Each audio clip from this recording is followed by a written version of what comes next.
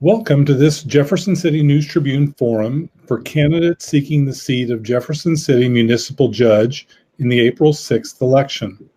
I'm Gary Castor, Managing Editor of the Jefferson City News Tribune, and will serve as moderator of this forum. The forum is being conducted in a virtual format due to the pandemic. Prior to the forum, the candidates were given copies of the ground rules of the forum, which noted lengths of times given for opening and closing statements, as well as time allotments for responses to their questions. The questions for the forum were submitted by readers or by staff members of the News Tribune. The questions were not shared with any candidate before the forum. 2 candidates are seeking the seat of municipal judge. Scott Evans has been in private practice for 7 years with a total of 10 practicing law here in Jefferson City. He ran for Cole County Associate Circuit Judge last year. Angela Silvey has practiced law for 6 years in Jefferson City. She ran for municipal judge during the last election cycle.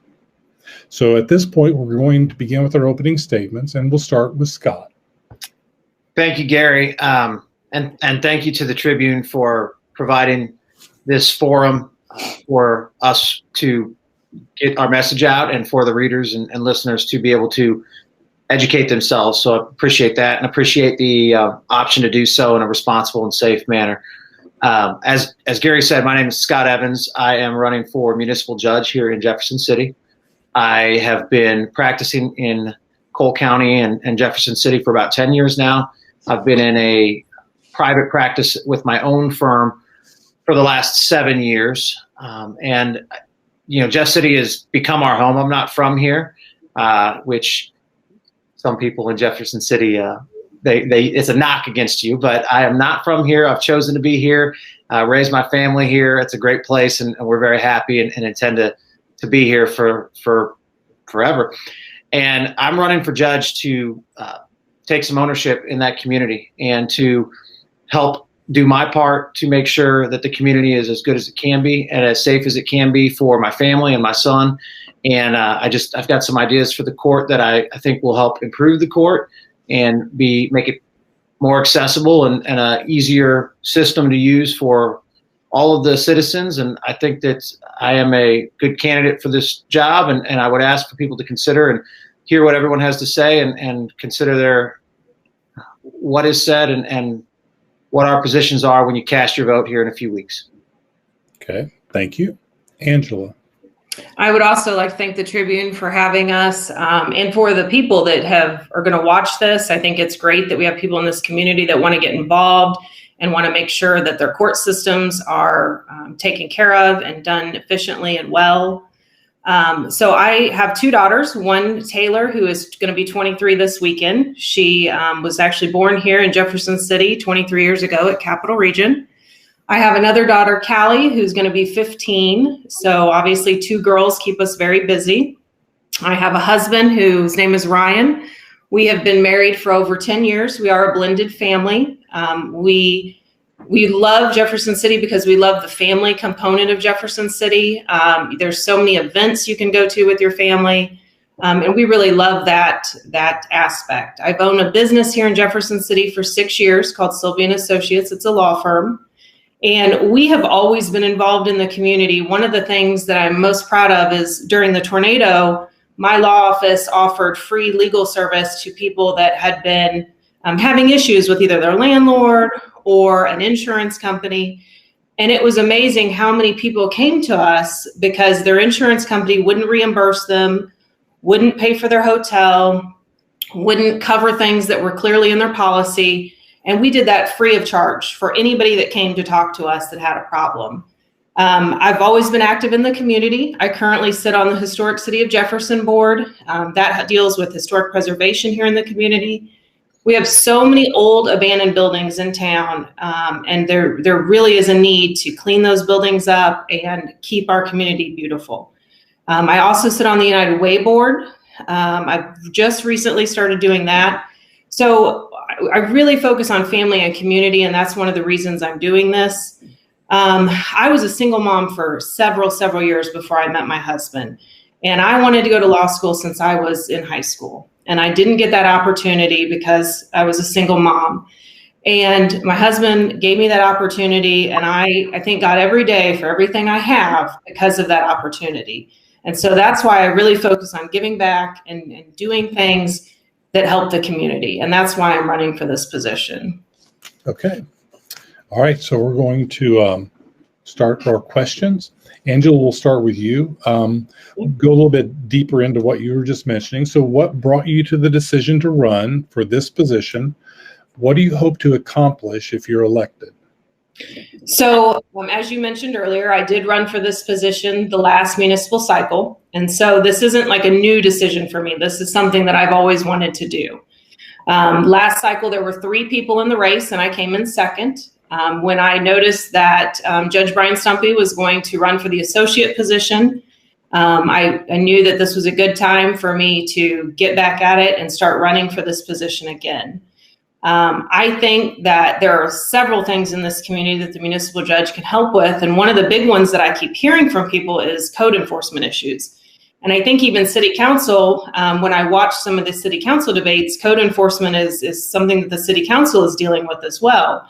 We have, these landlords who have buildings or property owners that have buildings and they're not taking care of them. And then the taxpayers are having to pay to mow the grass or take care of them. Code enforcement can be done through the municipal court level. I think it's something that we need to work with code enforcement, city council, and the court and figure out why are people taking such advantage of the system and figure out if there's a way where we can really kind of cut down on these abandoned buildings and figure out a better solution, because they do, they create these problems in our community. And we have a beautiful community. We shouldn't just have abandoned buildings. It's not safe to our firefighters or our police officers if those buildings collapse or have a fire or have some kind of problem in it. That's what happens, is our taxpayers end up on the hook for that. So I think on a municipal level, I'd really like to focus on some code enforcement. I think the other option is we have this payment docket where people are making payments on their fines. Some of those payment dockets are getting drug out over and over and over. And I just don't think that that is a good resource of our tax dollars. There has to be a way to get people to pay their fines faster so that we just don't continue to stack them on our dockets. And so I would really like to focus on those 2 issues. I'm sure there'll be other issues, but I think that when you become the municipal judge, the first thing you should do is talk to the staff, talk to the members at the courthouse, talk to the prosecutor, and make sure that everybody's working together to make that court efficient, and also make sure that we're a good steward of the resources for the taxpayers. Okay. Scott, same question. And you're going to hate me, but can you repeat it for me? What brought you to the decision to run? What do you hope to accomplish if you're elected? Okay, so much like Angela, I have run for judge here before. I ran last November for associate judge here in Cole County. This is something that I want to do. This is a calling for me, and it is a path that I have put myself on from the time I became a lawyer, and it's a goal that I intend on accomplishing here in Jefferson City. So, and that goes into my sense of obligation to do my part to help the community as best as possible and help protect the community and give back to the community. And as a lawyer, we don't have, I'm not going to run for city council or House or anything of that nature, but being involved in the court system, which is important to me, is a way that we can do that, and a way that we can take that ownership. So that's why I decided to run. I was just defeated last November, and I believe in defeat. I had more votes than any other candidate in Cole County. So I think that that's a testament that it was okay for me to run again. I didn't feel defeated by that. And what do I want to accomplish in the courts? You're going to hear a lot of the same answers out of Angela and myself today. I think that we have a lot of the same goals and a lot of the same ideas from what I've seen so far.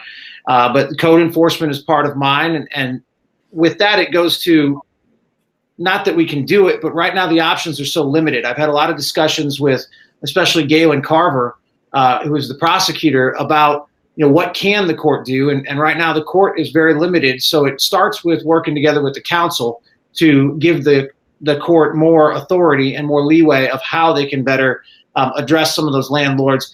And what we're seeing is it's mostly landlords that don't live in town. And there's just no excuse for that.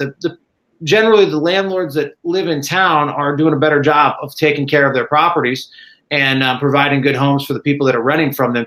It's the people that live out of town that aren't doing as good of a job. So what options can we have to address that? But I also want to transition the court into an online system. That's important for me. And, giving the court more accessibility to all the community. Okay. All right. So let's talk about the job of municipal judge. For most folks out there, they really don't understand how that judge is any different than an associate judge or whatever. So write the job description for a municipal judge. We'll start with you, Scott. Explain to me what your role as a municipal judge would be. Yeah, that's a great question, because when I talk with people, it's very apparent. Most people don't have much of an idea of what the municipal court does or what the judge does in the municipal court. And it's very minor in comparison to what most people think it is. We are not dealing with felony cases. We're not dealing with major crimes of any sort. We're dealing with municipal violations, traffic tickets, speeding tickets, driving while revoked, very minor low-level misdemeanors, assaults, and first-time DWIs. We're not dealing with the cases where, the answer is, lock them up and throw away the key. So our job is really, the municipal court is essentially a gateway to, the path that these people are going to be on. A lot of times it's first-time offenders, it's young defendants, and it's a lot of people that maybe just need some help, or they need to get put on a better path. Otherwise, they will end up with those higher level crimes and county level crimes where they find themselves at the other courthouse. So the municipal court is kind of the gateway to that. So what the judge can do is work to help put people on a better path or get the assistance that they need. You might have somebody who has a driving while revoked ticket because they don't simply know how to reinstate their license. And so we can provide some assistance to people to help them remedy some of these small issues before they become big problems and before they become too overwhelming, but also help people get on a better path now as opposed to a lifetime criminal or someone where the solution would be put them in jail, throw away the key. So we deal with those small offenses, and the municipal court is an opportunity for us to touch those people in a way that other courts don't have, and to help try to better the community by making adjustments early on in the process. Okay. Angela, same question. Obviously, Scott touched on quite a bit of that. The municipal court is exactly what the municipal court is intended to do. It's to handle those low-level offenses. If somebody gets a speeding ticket, traffic violations, running a red light, they do handle a little more severe things, stealing, if someone were to steal a lower level amount, if someone were to have a low level assault, a DWI, driving while revoked, things like that. But there is a lot of traffic-based offenses that come out of municipal court. I've been lucky that I have had the opportunity to participate in municipal court as an attorney, and I also do kind of the alternate judge position for the court in Holt Summit. So I've got to sit on the bench in Holt Summit. I've done municipal court training. I have sat with other judges and watched how they've run their courtroom. And the municipal judge is really a facilitator of that court. So making sure that the dockets are running effectively, making sure that the taxpayers' dollars aren't being wasted, running the court the way it's supposed to, making sure that court starts on time, making sure that you get through your cases. And also, if you see someone that is continuing to come in front of the court, that you're not just slapping them with a fine and sending them on their way, that you're making sure that if this is their third time in front of you stealing, that maybe it's time to assess why they're there for the third time and why we're continuing to spend resources on them. Is there an alternative program they need to do? Do they need to do community service? Have they just kind of gotten a slap on the wrist all these times? The judge can see that. And I think our prior municipal judges, I know Judge Walker was excellent at this, is he knew the people that came in front of him. And if he recognized someone, he would have that talk with them and say, it's not okay to keep coming back to municipal court. And so I think the judge really has to watch that and keep an eye on that and make sure that we're not just letting people continue to come back into the system over and over. Okay. Next question, we'll start with Angela. How has your experience as a lawyer prepared you for this role as a municipal judge? So this gives you an opportunity to explain what kind of law you've practiced and how that would necessarily fit in with your role as a municipal judge. So my practice, I would say, is about 50% criminal, 50% family law. I do criminal cases all over. I've done them in Cole, Osage, Morgan, Callaway, Camden, Boone, really pretty much anywhere within probably 100 miles. I have been in one of those courtrooms. So I've had a lot of criminal courtroom experience. I've done municipal court. I've done municipal court here in Cole County. I've done municipal court in Kansas City. I've done municipal court in several areas. And like I said, I've had municipal court training. Being the backup judge there in Holt Summit, I was required to take training. I have had to go down to the court and watch how that courtroom is run. I have been in the Cole County courtroom multiple times. Sometimes I'm there once or twice a month. So I have had a lot of criminal experience. I know what kind of offers run through municipal court, what a typical offer looks like, what typical punishment should be, what the fines should be. And I think all of that will help me once I'm on the bench, because I'll already have that knowledge to kind of start the job and get going. Okay. Scott, same question. Sure. So I've been in a solo practice for 7 years. And before that, I was working with a woman named Tina Holcomb here in town. And before that, I worked and I started my legal career as a hearing officer on child support cases for child support establishments, enforcements, modifications, things of that nature. And I think that experience will help me a great deal in the municipal level, because I was on a much smaller scale, essentially the judge in those cases. I heard the facts, I heard the arguments, I heard the application of the case law and the statutes and how it applied, and then I was responsible for rendering a decision based on that information, which I did for quite regularly and many times a day on those cases. So I definitely think that experience will help translate to the bench, and in that I have experience as a decision maker and as an evaluator of the facts and applying those facts to the relevant case law and statutes. So I think that is certainly going to help. I also do, in my current practice, a decent amount of criminal work and municipal level as well. So I've been in all of the different types of courtrooms. I've been in the probate court, the family court, the municipal courts, and not just in Cole County, but the surrounding counties as well. So I have a wide variety of experience. And one of the areas that I think will help me a lot is I do a great deal of work as a guardian ad litem for children that are in foster care here in Cole County. And part of that job detail is working with those families and working whatever the court's plan may be for those children, and a lot of times that is reunification with the parents once they can get some assistance and help to remedy the reasons which brought those children into care. And that has opened my eyes quite a bit to different circumstances that people might be in and situations that they might have. Certainly created a sense of empathy for me that not everyone lives the same way, and that some people they need the right push. And I think that translates very well to the municipal level as far as, getting some people some help to put them on that better path that I had talked about before. Okay. All right. Let's go to our next question. So the municipal court convenes on Wednesdays. Presumably you'll be working elsewhere the rest of the week.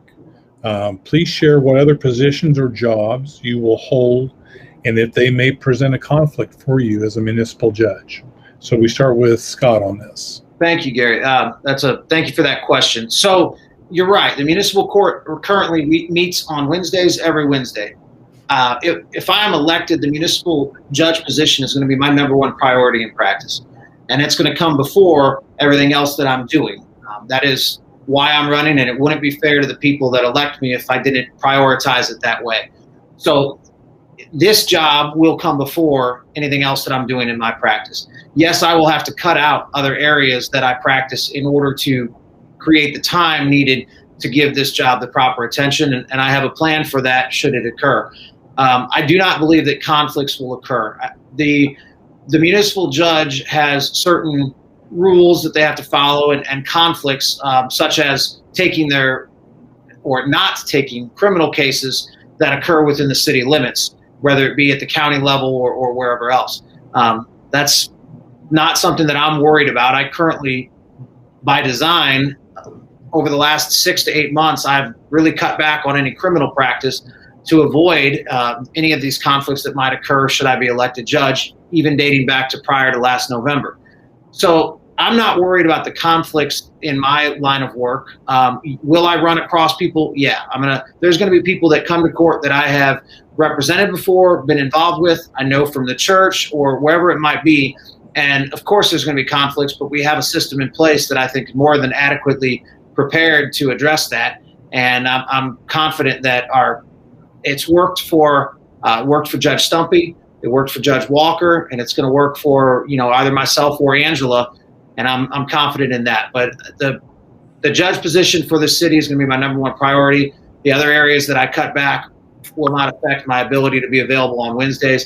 And we may get into it later, but I have some ideas of when court could be held outside of just Wednesday during the day, and how that can be done to help better accommodate some of the people that maybe can't be there on a Wednesday or can't miss any more work. So that's something that I'm sure we'll get into at a later time.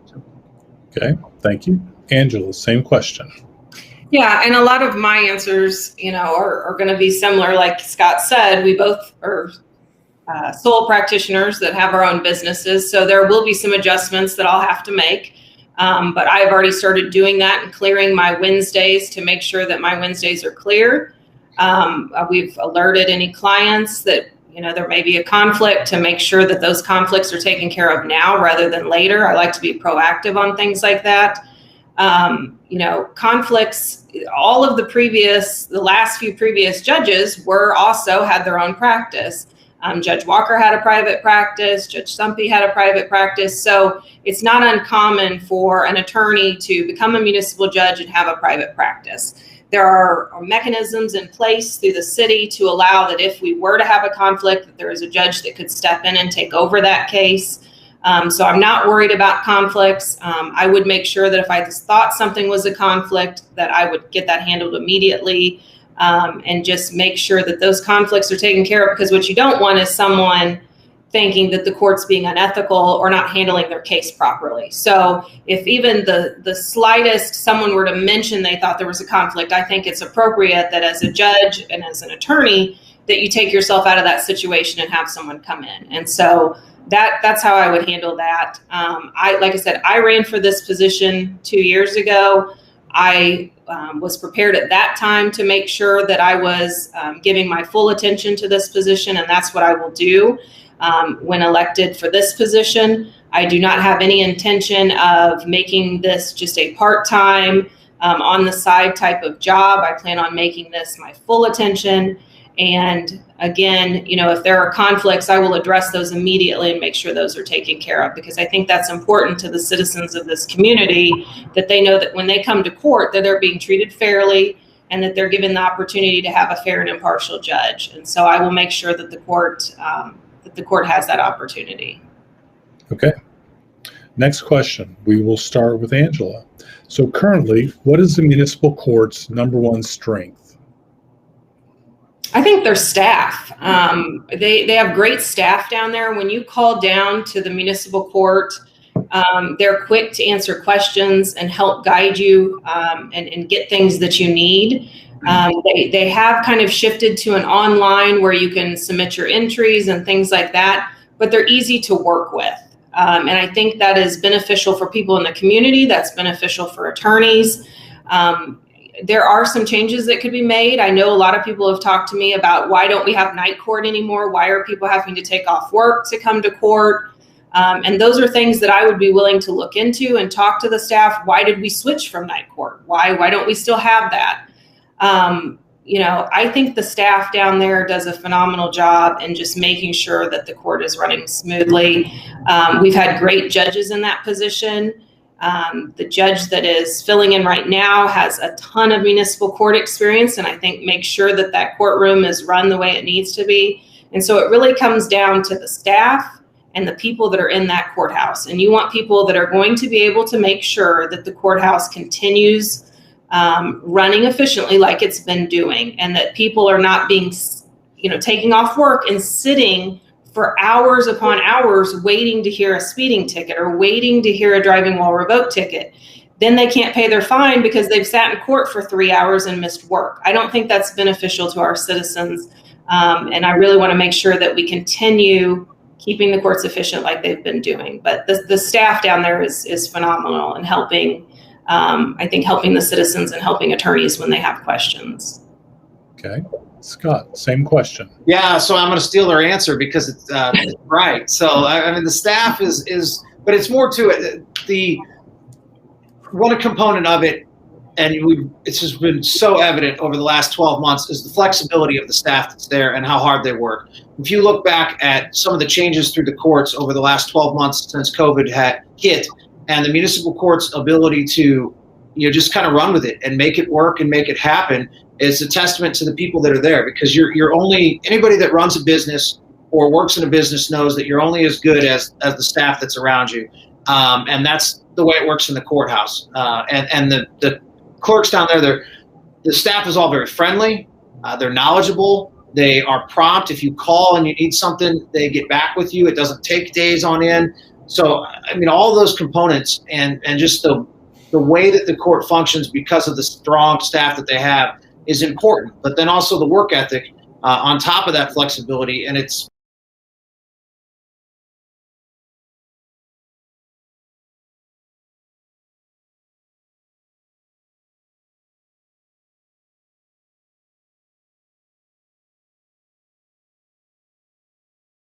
really putting forth the effort and being that leader by example, then they're going to feed off that as well, which is something that I intend to do. And also Galen Carver, the prosecutor, she works hard as well.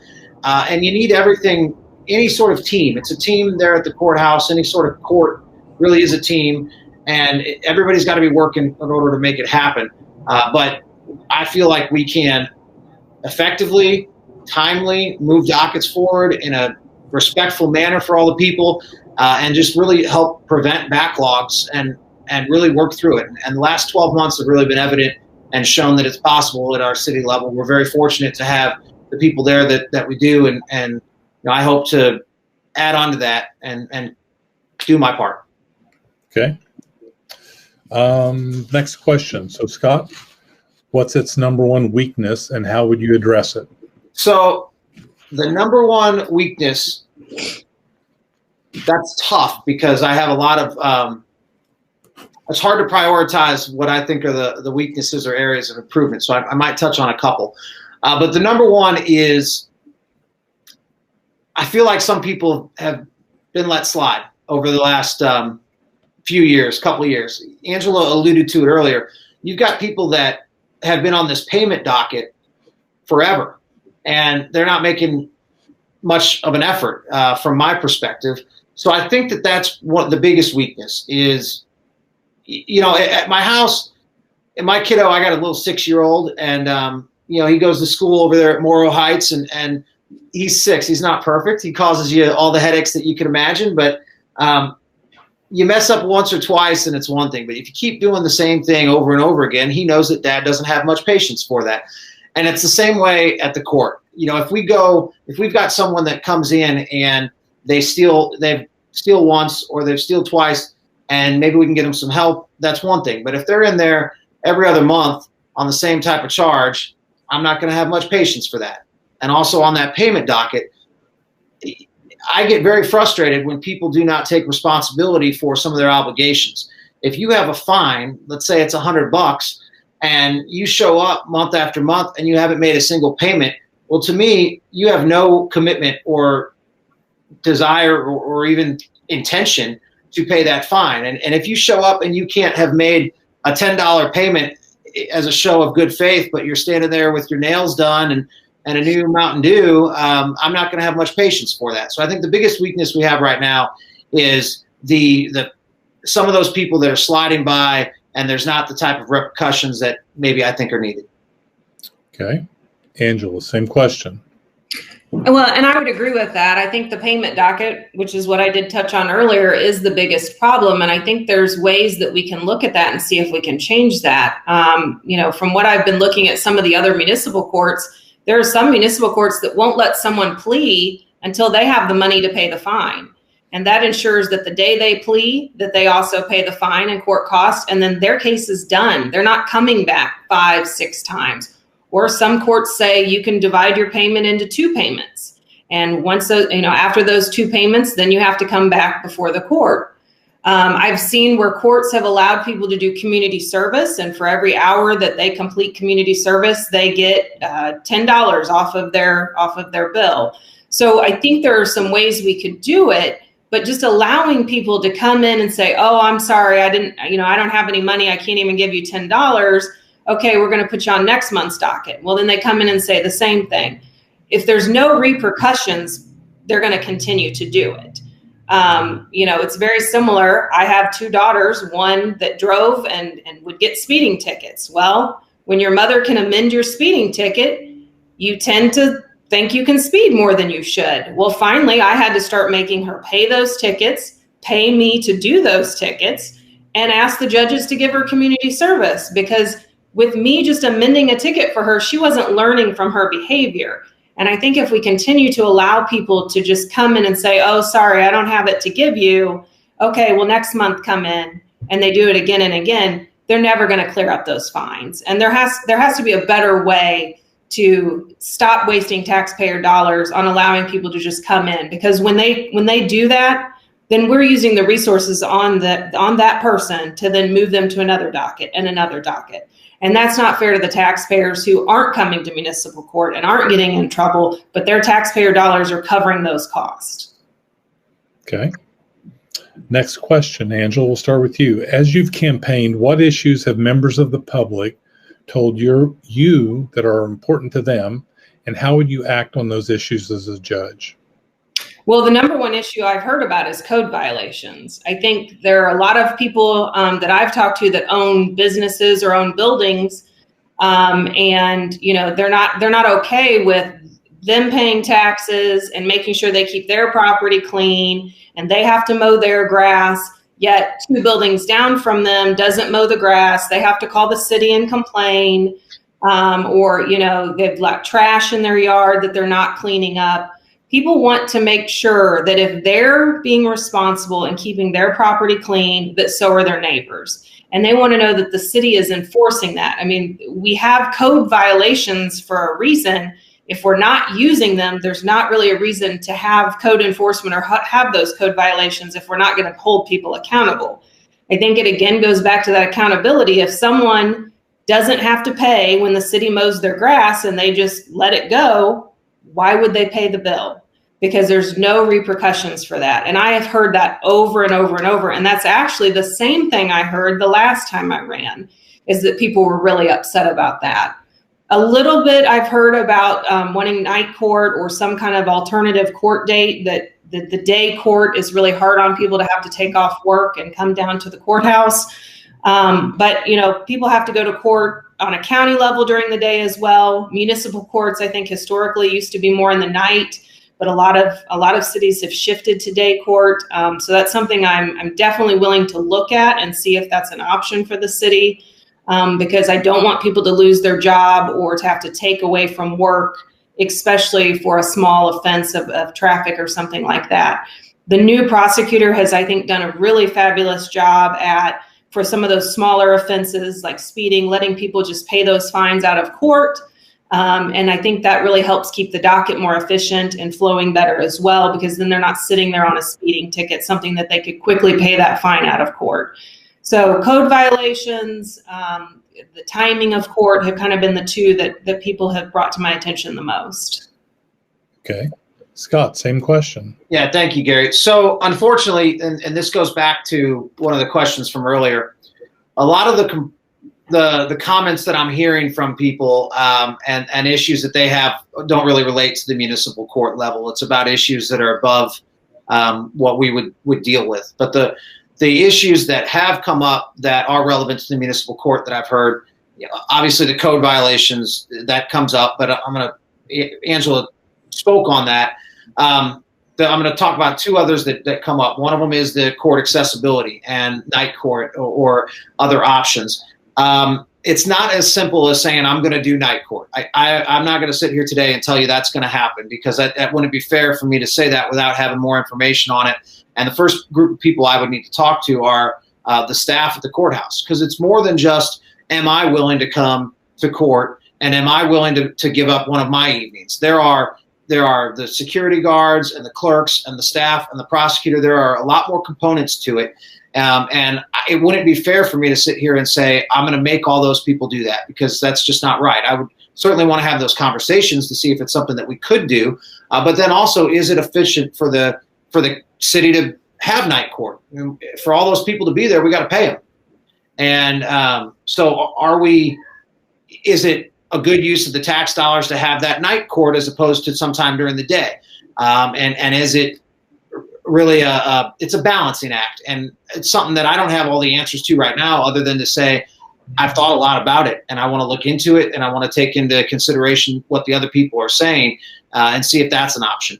Another thing that's come up out campaigning is the accessibility of the court and really being able to follow your case. So right now we have CaseNet that I think everyone's heard of and looked up their X on or whoever it may be.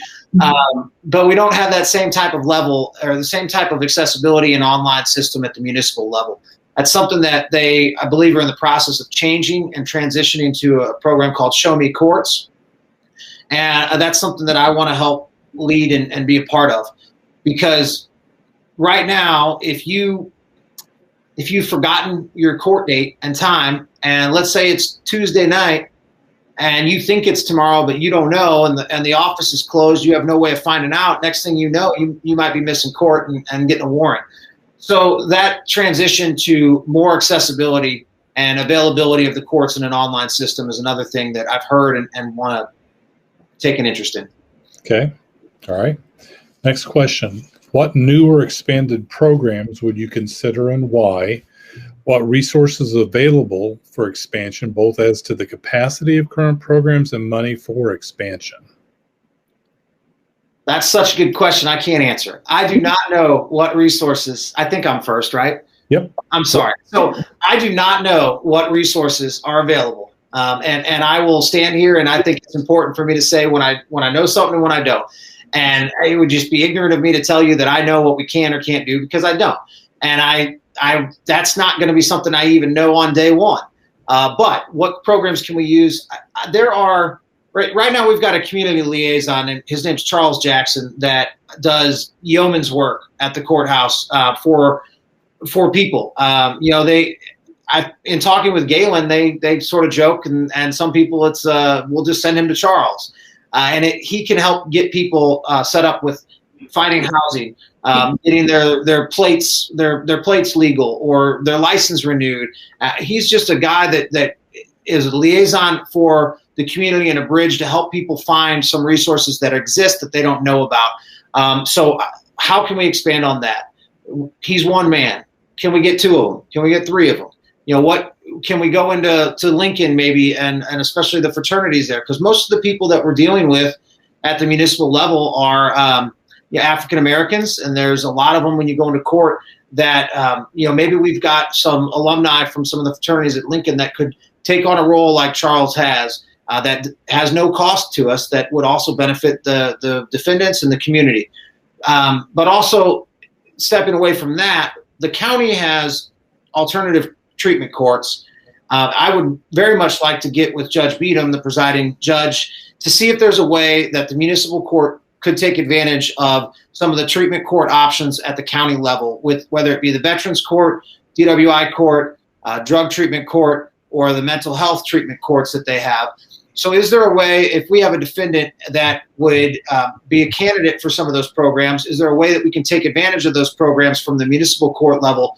And I'd want to explore that, because again, that would probably be a low cost way to help provide some resources and to help, improve the Jefferson City. So that's a couple areas that I want to look into. Okay. Angela, same question. Well, obviously, since me and Scott have not been elected yet, we don't have access to the budget. I think that's something that once elected would definitely be important, would want to get with city council, would want to get with the mayor and look at that budget and see if there are ways that we can improve things. Programs are always needed. If you look at the court system, we're seeing this definite increase in people with mental health and mental health needs. And I think that's on all levels of court. And there is just one person helping the municipal court right now. And he's doing a fabulous job. But again, it's one person for large dockets. We have so many great organizations here in town that I think if we could reach out to them and see if they would be willing to help with some of those other resources. You've got Building Community Bridges. You've got the Samaritan Center. I think some of those where we could help get some people in touch with people that can help them. What I've looked at is some of the bigger cities, what they've done. Independence has what they consider kind of a mental health court. They don't have people come meet and do mental health with anybody in their facility. What they do is they put them on probation, and then they're required to seek treatment through their mental health court provider or their current doctor and report back, yes, I'm being treated, I'm seeing my physician, I'm making sure to stay on my medication. And that's all a condition of their probation and terms, to make sure that they're getting the treatment they need, because they're already seeing a physician, they're already being treated. So we don't want to take someone that's already being treated for mental health and then throw them into a new person. We really want to make sure that they're continuing to see the person that they've been seeing so that we don't mess up their treatment. So I think there are some ways that we can expand on things without, making city council's head blow up when we're asking for more money. Working with the county, if the county has that in their budget. I know the county and city budgets are usually very different, and sometimes they don't like to share resources because budgets are already tight as they are. So I really think reaching out into the community and trying to find alternative programs for mental health is what I would focus on. Okay. So let's go a little bit farther into that. So, even going back, I can recall Judge Walker, Judge Stumpy both talking about the municipal judge making partnerships or working in partnerships with community groups or agencies to help improve safety in the city, to address some of these needs. So give me an idea of some of the agencies, how they might have a role to help reach that goal. And we'll start with Angela. Well, I think community service programs are good to kind of start those relationships. So I have done a lot of tickets for clients that are younger and get in trouble. And a lot of them go to Lincoln. They're new to the town. This isn't their hometown. Their parents aren't here. And part of their punishment is community service. And a lot of them will do community service at the Goodwill store. That seems to be a really good one for people here in this community. And I even had a client call me back and say, guess what? I did so good. I got a job. They hired me. So I think just getting people in touch with the Goodwill, the Samaritan Center, building community bridges, there's so many organizations here in town that they could sign up for and help. I think if we started a program to really kind of push community service, one of the things that I've heard going around is people are really upset about the amount of trash that they're seeing throughout the community. And I think this was brought up with several of the city councilmen candidates. What better way to clean up trash than through community service? And I think when people give back to their community, they're less likely to take from their community. And so just there's a sense of belonging when you do community service that you've helped make the community better. And so I think us kind of implementing those programs and getting those communities that want to help, they need help, Habitat for Humanity, getting people out there, helping build houses. All of those things are ways people could give back to the community, but still be punished or deterred from committing crime again. But again, adding that extra component of just making them more part of the community. And those places are always needing help. They're always needing someone to help. On food drive days, we have food truck pantries. There's so many ways that people can give back in this community. And this community is huge at giving. If anybody's ever been to a heart ball or any kind of fundraiser, this community has a big heart and loves to give to people in the community. And I think it's a great way to get people connected. Okay. Scott, same question. Yeah, I am also a big proponent of community service as a punishment or as a sentence, if you will. So, especially on a traffic ticket, I mean, if you're a college student that gets a speeding ticket and your parents just pay it, that doesn't teach you anything. So I'd like to avoid some of those situations. So I think the question was about how do we utilize the community resources more? Is that right, Gary? Mm-hmm. So I think right now, when we talk about community service as being a condition of probation, I think that the clerks can give them a list of options, and it's about 1 page long with 7 or 8 different organizations on there. But I'm pretty sure we have more than 7 or 8 different organizations in this county and town that we could certainly be able to help out. So I would like to try to expand on those options that are out there, because community service is a big part of my plans. But I don't want everyone to go to the Goodwill and work for a couple hours. Okay, good. Let's spread it out and let's share the wealth, if you will. But if you start working with those organizations, and if you're helping provide them some assistance that they need, they're also going to be more likely to come into your court and help with when you need something. So I think that just building those relationships with some organizations and expanding the organizations that the court is regularly working with is what will benefit Jefferson City.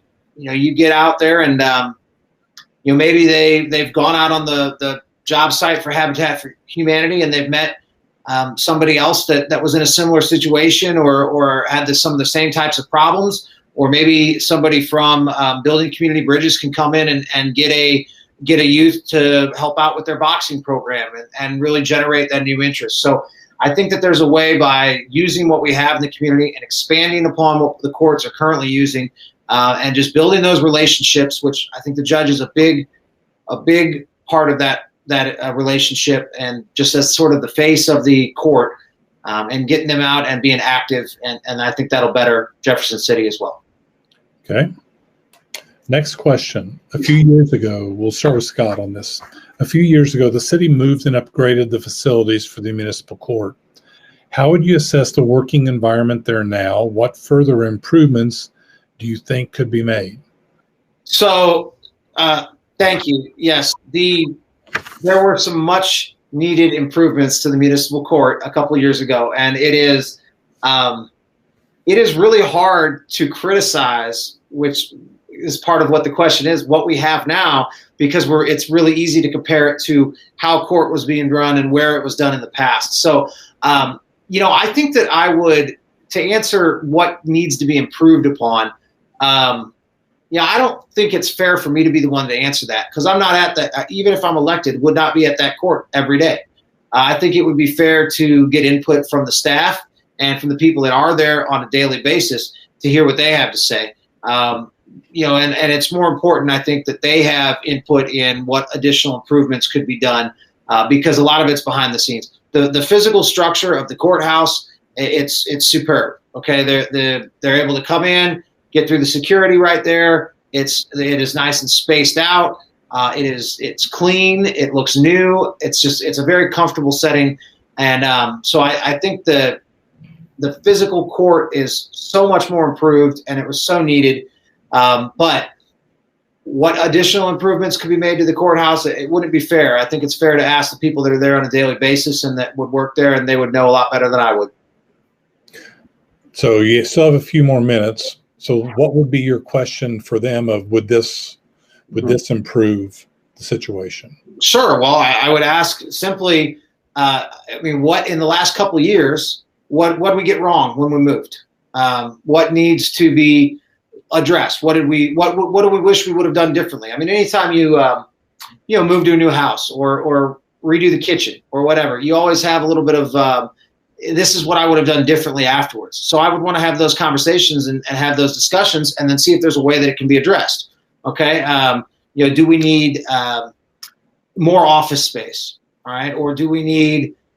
Are we not able to access the copier conveniently? I mean, what can really just kind of things that you learn as time goes on? I would want to ask those questions and then see if there's a way that I could help come up with an answer to improve on the situation and make it, fix the regret.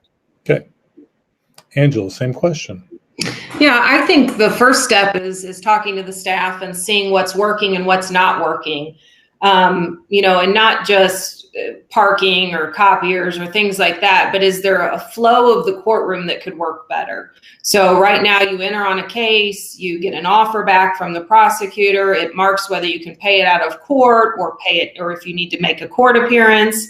And then you bring that form in with your client's payment and submit that to the court. Is there something that could be more efficient? Is there something that the clerks need that the attorneys are leaving off that would be better if the attorneys started attaching, a written plea of guilty? Or would it be better if the attorneys, didn't just pop in and make a payment, that they paid it, not on the day of court, but maybe 3 days before court? So just asking if there's some of those technical things that would make their jobs easier, I think is important, because we don't really think about those things sometimes. We think, oh, okay, well, it's court today, I'll just tell my client not to show up, I have their money. Well, would it have been easier for the court if we would have paid that 3 days prior so that they weren't then having to pull that file, put them on the docket? And I don't know if those things are problems, but I know in past situations when I've talked to people in the courthouses, it's usually something technical like that, if attorneys would just do this, or if clients would just know that it's better for them to make sure they show up at this time and that they have their proper identification with them when they want to make a payment, or if they're going to write a check to us, we need them to do this. And so making sure if we're on the bench that we're reminding attorneys, hey, here's your offer, make sure you do this, making sure that we're all working together. So I think to say that there's probably no problems, there probably is some issue that is bothering some of the staff. And I think it's important, maybe there's not. But if there are, that addressing those, and if it's something you can't fix, then figuring out if there's a way we could do things a little better. I think the flow of the courtroom is fabulous compared to how it was. We've got chambers for the judges now. We've got separate payment section for the ladies who collect payments. You can get in and out of the courthouse very easily. There's plenty of room for people in the courthouse, and I think that the new facility was much needed, and I think everybody appreciates it. Okay. All right, let's go to our closing statements. So Angela, we'll start with you. Okay. So as I stated before, I am a local resident, and I love this town. I ran for the prior election for the municipal judge, and that's why I'm running again. It is the only office I have ever run for in this city. And it's the only office I've ever wanted to hold in this city. I don't plan on running for state rep or any other position. This is the position that I plan on running for. I think that me having already some municipal experience, me having so much criminal experience, and being so involved in the community is really going to help me build relationships that need to be built to make sure that the municipal court can add some programs. I understand how funding works and elections work. I don't have a problem working with the city council or the mayor to make sure that if we need some changes for code enforcement, that we do that. 2 years ago, I went and testified in front of a Senate committee to make changes that helped fix some big problems with the municipal courts. One of those was if people owed a fine and they didn't pay their fine and they got a warrant and they were thrown in jail and they couldn't bond out, that they still, even after they served multiple days in jail, would owe money to the court. And we were able to testify that that's not how the system should work, and that if someone does 5 days in jail and the judge wants to say, you have now paid your $200, that the municipal judge could do that. So I have always been passionate about making sure that the municipal court is run effectively, even when I wasn't the elected judge for that position, because I think it's the right thing to do for our community. It's the right thing to do for our taxpayers. And so I would just ask for your vote on April 6th. If elected, I think one of the great things is there's never been a female judge to sit on the bench in municipal court in over 100 years of its existence. And so I hope to be that first woman. Okay. Scott. Yes, thank you. Thank you, Gary. Again, I want to thank you, Gary, for your time today. And I want to thank the News Tribune for providing this opportunity. And again, thank you to the people who will take time out of their day to tune in and educate themselves on this election. But my name, again, Scott Evans. I am running for a judge here in Jefferson City because I care about this community and I care about doing my part to make this community as safe and as friendly and as great as possible as I can for my family and my young son. And I think I'm the right person for this job. My work ethic will not be questioned. I have the leadership skills. I am the president of the Cole County Bar Association. I have those relationships that are needed with the local bar and the attorneys here. I believe that I am the right person for this job, and I am asking for your vote on April 6th. Okay. I want to thank both of you for appearing in today's forum. Now through April 6th, we'll be accepting questions for these candidates, and you can send those questions by email to vote@newstribune.com.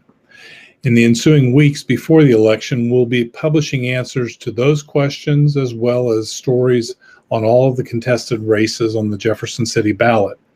Our coverage will culminate on Sunday, April 4th, with a reader's guide for the election. Our goal through these forums, through the stories and question and answer columns, is to help you, the voter, make an informed decision on April 6th. We encourage you to take advantage of those resources, to share them with your friends and family, and then get out and vote. So again, candidates, thank you for appearing today. Thank you. Thank you.